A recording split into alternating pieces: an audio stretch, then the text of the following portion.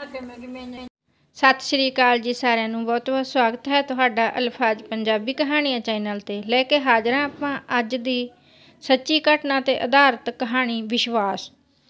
ਇਹ ਗੱਲ ਉਸ ਸਮੇਂ ਦੀ ਹੈ ਜਦੋਂ ਮੈਂ ਔਰ ਮੇਰੇ ਵੀਰ ਜੀ ਬਹੁਤ ਛੋਟੇ ਹੁੰਦੇ ਸੀ। ਸਾਡੇ ਗੁਆਂਢ ਵਿੱਚ ਇੱਕ ਲਾਲਾ ਜੀ ਪਿੰਡ ਤੋਂ ਸ਼ਹਿਰ ਵਿੱਚ ਵਸਣ ਆਏ। ਲਾਲਾ ਜੀ ਦਾ ਨਾਮ ਰਾਮ ਲਾਲ ਜੀ ਸੀ।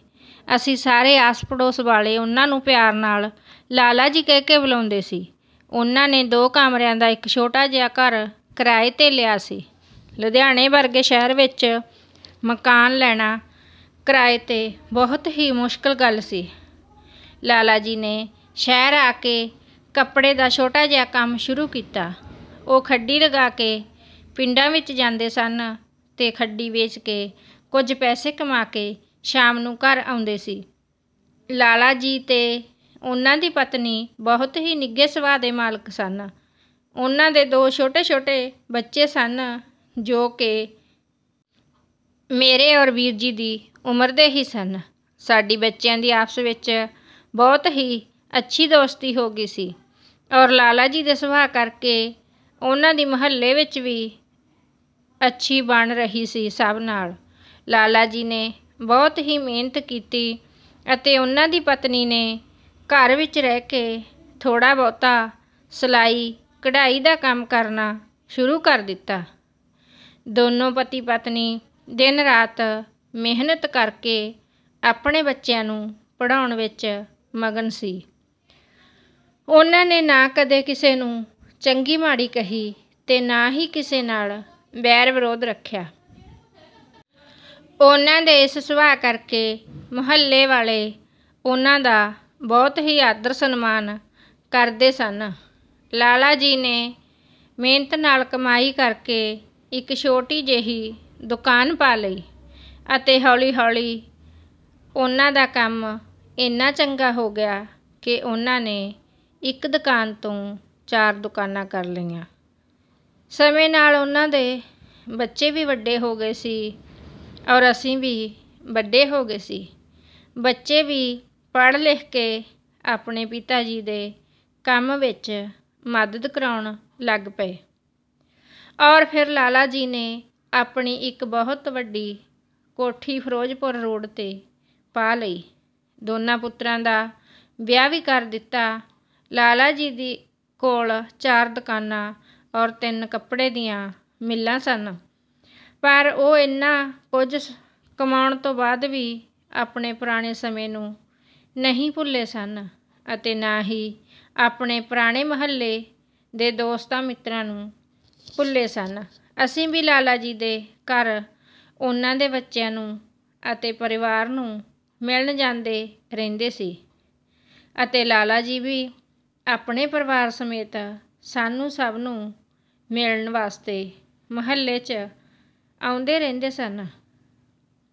ਉਹਨਾਂ ਨੇ ਕਦੇ ਵੀ ਆਪਣੀ ਅਮੀਰੀ ਦਾ ਰੋਹਬ ਨਹੀਂ ਦਿਖਾਇਆ ਸੀ ਅਤੇ ਨਾ ਹੀ ਕਦੇ ਕਿਸੇ ਨੂੰ ਉੱਚਾ ਨੀਵਾਂ ਬੋਲਿਆ ਸੀ।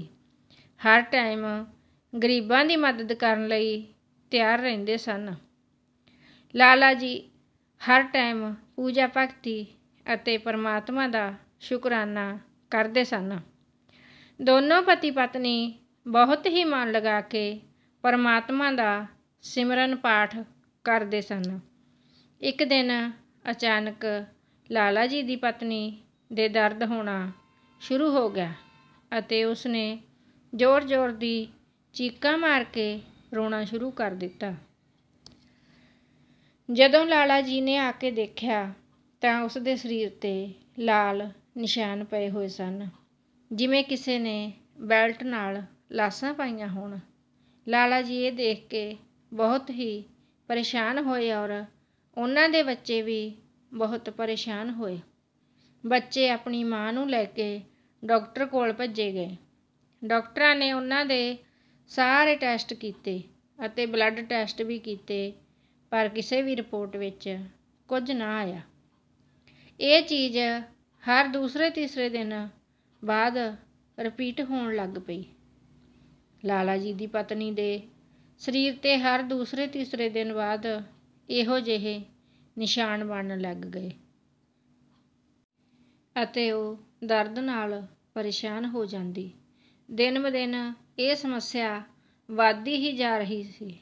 ਫਿਰ ਹੌਲੀ ਹੌਲੀ ਕਰਕੇ ਇਹ ਪਰੇਸ਼ਾਨੀ ਲਾਲਾ ਜੀ ਦੇ ਵੱਡੇ ਪੁੱਤਰ ਨੂੰ ਵੀ ਹੋ ਗਈ ਅਤੇ ਉਸ ਦੇ ਸਰੀਰ ਉੱਪਰ ਵੀ ਇਸ ਤਰ੍ਹਾਂ ਨਿਸ਼ਾਨ ਪੈਣ ਲੱਗ ਪਏ। ਉਹ ਵੀ ਬਹੁਤ ਪਰੇਸ਼ਾਨ ਰਹਿਣ ਲੱਗ ਗਿਆ। ਫਿਰ ਉਸ ਦੀ ਪਤਨੀ ਦੇ ਸਰੀਰ 'ਤੇ ਵੀ ਇਹੀ ਪਰੇਸ਼ਾਨੀ ਹੋ ਗਈ। ਘਰ ਵਿੱਚ ਸਭ ਜਾਣੇ ਬਹੁਤ ਹੀ ਦੁਖੀ ਤੇ ਪਰੇਸ਼ਾਨ ਰਹਿਣ ਲੱਗ ਗਏ। ਬਹੁਤ ਇਲਾਜ ਕਰਵਾਇਆ ਗਿਆ ਪਰ ਕੋਈ ਫਰਕ ਨਾ ਪਿਆ। ਫਿਰ ਕਿਸੇ ਨੇ ਦੱਸਿਆ ਕਿ ਕੋਈ ਓਪਰੀ ਕਸਰ ਹੈ ਜੋ ਪਰੇਸ਼ਾਨ ਕਰ ਰਹੀ ਹੈ। ਲਾਲਾ ਜੀ ਅਤੇ ਉਸ ਦੇ ਛੋਟੇ ਪੁੱਤਰ ਦਾ ਧਿਆਨ ਸਾਰਾ ਦਿਨ ਘਰ ਵਿੱਚ ਹੀ ਰਹਿੰਦਾ। ਉਹਨਾਂ ਦਾ ਧਿਆਨ ਕੰਮ ਵਿੱਚ ਨਹੀਂ ਲੱਗ ਰਿਹਾ ਸੀ ਕਿਉਂਕਿ ਘਰ ਵਿੱਚ 3 ਜਣਿਆਂ ਦਾ ਬਿਮਾਰ ਰਹਿਣਾ ਬਹੁਤ ਵੱਡੀ ਗੱਲ ਹੁੰਦੀ ਹੈ। ਦਿਨ ਬ ਦਿਨ ਉਹਨਾਂ ਦਾ ਕੰਮ ਵੀ ਘਟਣਾ ਸ਼ੁਰੂ ਹੋ ਗਿਆ। ਫਿਰ ਆਸ ਪੜੋਸ ਵਾਲਿਆਂ ਨੇ ਕਿਹਾ ਕਿ ਤੁਸੀਂ ਕਿਸੇ ਸਿਆਣੇ ਨੂੰ ਦਿਖਾ ਲਵੋ ਕਿ ਸਮੱਸਿਆ ਹੈ। ਲਾਲਾ ਜੀ ਦੇ ਗੁਆਂਢ ਵਿੱਚ ਰਹਿੰਦੇ ਇੱਕ ਪਰਿਵਾਰ ਨੇ ਇੱਕ ਬੰਗਾਲੀ ਬਾਬੇ ਦੇ ਬਾਰੇ 'ਚ ਦੱਸਿਆ ਅਤੇ ਉਹਨਾਂ ਨੂੰ ਉਸ ਬਾਬੇ ਕੋਲ ਲੈ ਗਏ। ਉਹ ਬਾਬਾ ਜੀ ਬਹੁਤ ਹੀ ਪਹੁੰਚਿਆ ਹੋਇਆ ਸੀ। ਸਭ ਦਾ ਇਹੀ ਕਹਿਣਾ ਸੀ ਲਾਲਾ ਜੀ ਨੂੰ ਇਹਨਾਂ ਗੱਲਾਂ ਵਿੱਚ ਵਿਸ਼ਵਾਸ ਨਹੀਂ ਸੀ, ਪਰ ਫਿਰ ਵੀ ਘਰ ਦੀ ਪਰੇਸ਼ਾਨੀ ਕਰਕੇ ਉਹ ਉਸ ਬੰਗਾਲੀ ਬਾਬੇ ਕੋਲ ਚਲੇ ਗਏ। ਉਸ ਬਾਬੇ ਨੇ ਪਹਿਲਾਂ ਤਾਂ 51,000 ਉਹਨਾਂ ਕੋਲੋਂ ਦਰਸ਼ਨਾਂ ਲਈ ਲਏ। ਫਿਰ ਉਸਨੇ ਦੱਸਿਆ ਕਿ 1 ਹਫ਼ਤੇ ਵਿੱਚ ਤੁਹਾਡੀ ਪਤਨੀ ਔਰ ਬੱਚੇ ਠੀਕ ਹੋ ਜਾਣਗੇ। ਲਾਲਾ ਜੀ ਔਰ ਉਹਨਾਂ ਦੀ ਪਤਨੀ ਬੜੇ ਖੁਸ਼ੀ ਘਰ ਆਏ, ਪਰ ਘਰ ਆਉਂਦੇ ਹੀ ਉਹਨਾਂ ਦਾ ਬਦਬੂ ਨਾਲ ਬੁਰਾ ਹਾਲ ਹੋ ਗਿਆ। ਪੂਰੇ ਘਰ ਵਿੱਚੋਂ ਇਸ ਤਰ੍ਹਾਂ ਦੀ ਬਦਬੂ ਆ ਰਹੀ ਸੀ ਜਿਵੇਂ ਕਿਸੇ ਮਰੇ ਹੋਏ ਜਾਨਵਰ ਦੀ ਹੋਵੇ ਅਤੇ ਉਹਨਾਂ ਸਭ ਦੇ ਹੱਥਾਂ ਵਿੱਚੋਂ ਵੀ ਉਹ ਬਦਬੂ ਆਉਣ ਲੱਗ ਪਈ। ਉਹਨਾਂ ਨੇ ਨੌਕਰਾਂ ਨੂੰ ਕਹਿ ਕੇ ਪੂਰੇ ਘਰ ਦੀ ਸਫਾਈ ਤੇ ਧੁਲਾਈ ਕਰਵਾਈ। ਪਤਾ ਨਹੀਂ ਕਿੰਨੀ ਤਰ੍ਹਾਂ ਦੀਆਂ ਅਗਰਬੱਤੀਆਂ ਜਲਾਈਆਂ, ਪਰ ਉਹ ਬਦਬੂ ਨਹੀਂ ਗਈ। ਲਾਲਾ ਜੀ ਬਹੁਤ ਹੀ ਦੁਖੀ ਸਨ ਤੇ ਨਾਲ ਹੀ ਰਾਤ ਨੂੰ ਉਹਨਾਂ ਦੀ ਪਤਨੀ ਦੇ ਉੱਪਰ ਫਿਰ ਉਹੀ ਅਟੈਕ ਹੋ ਗਿਆ। ਲਾਸ਼ਾਂ ਪੈਣੀਆਂ ਸ਼ੁਰੂ ਹੋ ਗਈਆਂ ਜਿਸ ਨਾਲ ਉਹ ਦਰਦ ਨਾਲ ਤੜਫ ਰਹੀ ਸੀ।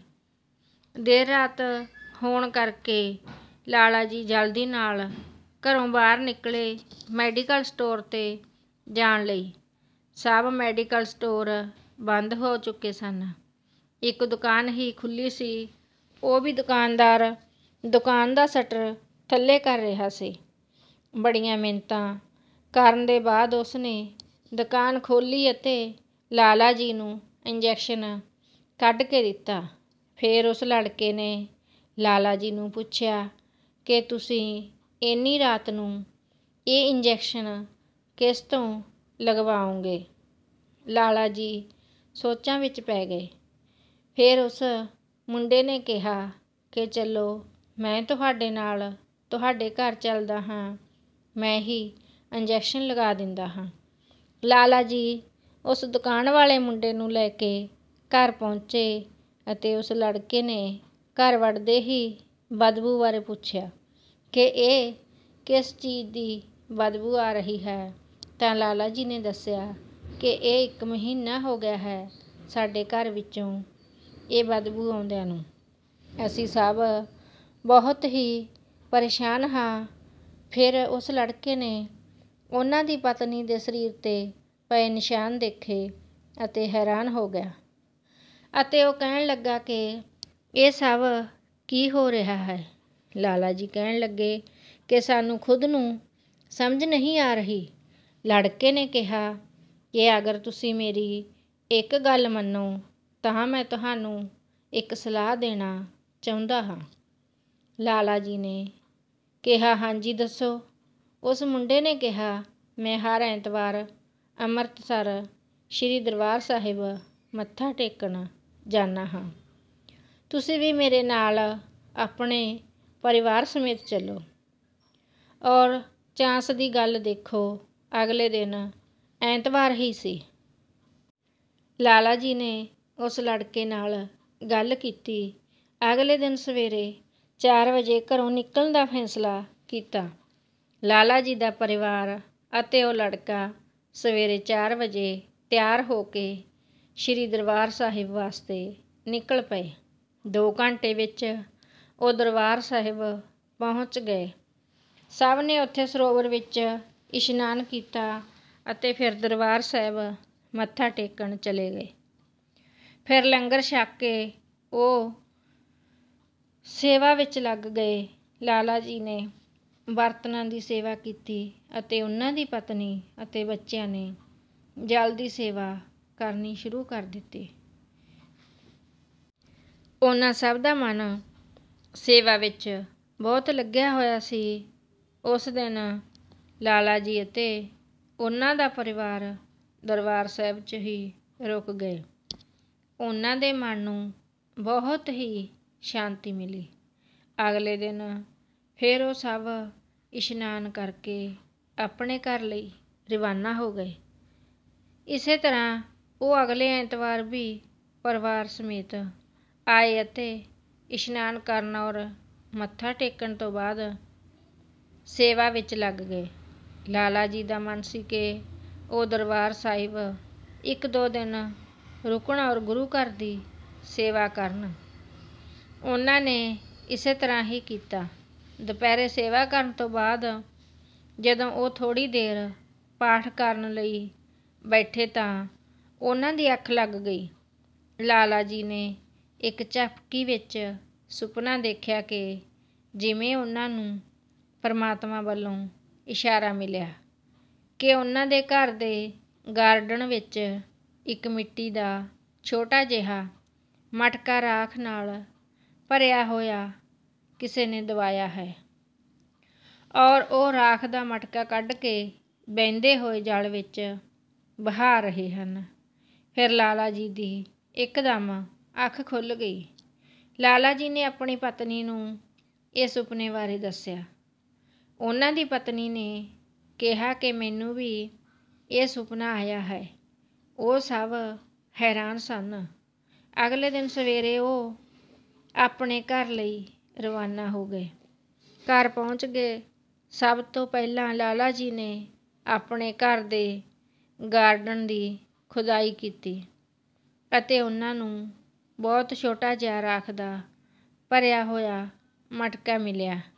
ਉਹਨਾਂ ਨੇ ਉਹ ਮਟਕਾ ਵਹਿੰਦੇ ਹੋਏ ਜਲ ਵਿੱਚ ਜਲ ਪ੍ਰਵਾਹ ਕਰ ਦਿੱਤਾ ਔਰ ਘਰ ਆ ਕੇ ਅੰਮ੍ਰਿਤ ਜਲ ਨਾਲ ਇਸ਼ਨਾਨ ਕੀਤਾ ਅਤੇ ਇਸ ਤੋਂ ਬਾਅਦ ਗੁਰੂ ਮਹਾਰਾਜ ਜੀ ਦੀ ਕਿਰਪਾ ਨਾਲ ਉਹਨਾਂ ਦੇ ਘਰ ਵਿੱਚੋਂ ਉਹ ਬਦਬੂ ਇੱਕਦਮ ਆਉਣੀ ਬੰਦ ਹੋ ਗਈ ਔਰ ਸਭ ਦੇ ਹੱਥਾਂ ਵਿੱਚੋਂ ਵੀ ਉਹ ਬਦਬੂ ਆਉਣੀ ਬੰਦ ਹੋ ਗਈ।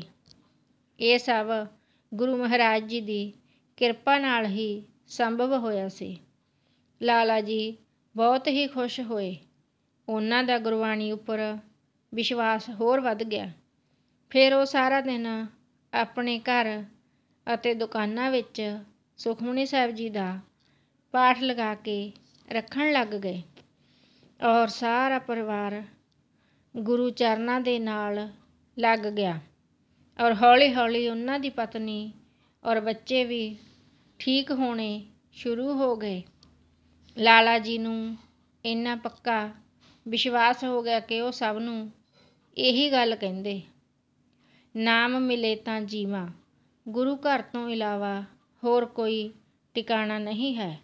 ਸਭ ਕੁਝ ਵਿਸ਼ਵਾਸ ਅਤੇ ਉਹਨਾਂ ਦੇ ਭਰੋਸੇ ਕਰਕੇ ਹੀ ਸੰਭਵ ਹੋ ਸਕਿਆ ਹੈ। ਮੈਂ ਨਿਮਾਣਾ ਕੀ ਕਰ ਸਕਦਾ ਸੀ। ਗੁਰੂ ਜੀ ਉਸ ਮੈਡੀਕਲ ਸਟੋਰ ਵਾਲੇ ਲੜਕੇ ਦੇ ਘਟ ਵਿੱਚ ਵਸ ਕੇ ਆਏ ਸਨ, ਇਸ਼ਾਰਾ ਕਰਨ ਲਈ ਮੈਨੂੰ ਅਤੇ ਮੇਰੇ ਪਰਿਵਾਰ ਨੂੰ। ਸਭ ਕੁਝ ਉਸੇ ਗੁਰੂ ਘਰ ਤੋਂ ਹੀ ਮਿਲਿਆ ਹੈ। ਦੋਸਤੋ, ਇਹ ਘਟਨਾ ਬਿਲਕੁਲ ਸੱਚੀ ਹੈ। ਔਰ ਮੇਰਾ ਵੀ ਇਹੀ ਵਿਸ਼ਵਾਸ ਹੈ ਕਿ ਅਗਰ ਅਸੀਂ ਕਿਸੇ ਇੱਕ ਗੁਰੂ 'ਤੇ ਵਿਸ਼ਵਾਸ ਰੱਖ ਕੇ ਭਗਤੀ ਸਿਮਰਨ ਵਿੱਚ ਮਨ ਚਿੱਤ ਲਾ ਕੇ ਕਰੀਏ ਤਾਂ ਕਿਸੇ ਤਰ੍ਹਾਂ ਦੀ ਕੋਈ ਕਮੀ ਨਹੀਂ ਰਹਿੰਦੀ। ਹਜ਼ੂਰ ਪਾਤਸ਼ਾਹ ਸਭ ਦੀਆਂ ਝੋਲੀਆਂ ਭਰਦੇ ਹਨ। ਬਸ ਇੱਕ ਵਿਸ਼ਵਾਸ ਅਤੇ ਭਰੋਸਾ ਹੋਣਾ ਚਾਹੀਦਾ ਹੈ ਗੁਰੂ ਘਰ 'ਤੇ। ਭਾਵ ਭਰੋਸੇ 'ਤੇ ਹੀ ਸਾਰੇ ਕਾਰਜ ਸਫਲ ਹੋ ਜਾਂਦੇ ਹਨ। ਗੁਰੂ ਮਹਾਰਾਜ ਜੀ ਹਮੇਸ਼ਾ ਆਪਣੇ ਬੱਚਿਆਂ ਦਾ ਸਾਥ ਦਿੰਦੇ ਹਨ। ਬਸ ਇੱਕ ਵਿਸ਼ਵਾਸ ਦੀ ਜ਼ਰੂਰਤ ਹੈ ਜੋ ਕਿ ਸਾਨੂੰ ਹਮੇਸ਼ਾ ਬਣਾਈ ਰੱਖਣਾ ਚਾਹੀਦਾ ਹੈ। ਇਸ ਕਹਾਣੀ ਨੂੰ ਲਿਖਿਆ ਹੈ ਲੇਖਕਾ ਹਰਲੀਨ ਕੌਰ ਜੱਸਲ ਜੀ ਨੇ। ਕਹਾਣੀ ਨੂੰ ਪੂਰਾ ਸੁਣਨ ਲਈ ਤੁਹਾਡਾ ਸਾਰਿਆਂ ਦਾ ਬਹੁਤ ਬਹੁਤ ਧੰਨਵਾਦ। ਜੇਕਰ ਤੁਹਾਨੂੰ ਸਾਡੀ ਕਹਾਣੀ ਵਧੀਆ ਲੱਗਦੀ ਹੈ ਤਾਂ ਕਹਾਣੀ ਨੂੰ ਲਾਈਕ, ਸ਼ੇਅਰ ਅਤੇ ਕਮੈਂਟ ਕਰਨਾ ਅਤੇ ਚੈਨਲ ਨੂੰ ਸਬਸਕ੍ਰਾਈਬ ਜ਼ਰੂਰ ਕਰਨਾ ਜੀ। ਧੰਨਵਾਦ ਜੀ ਸਾਰਿਆਂ ਦਾ।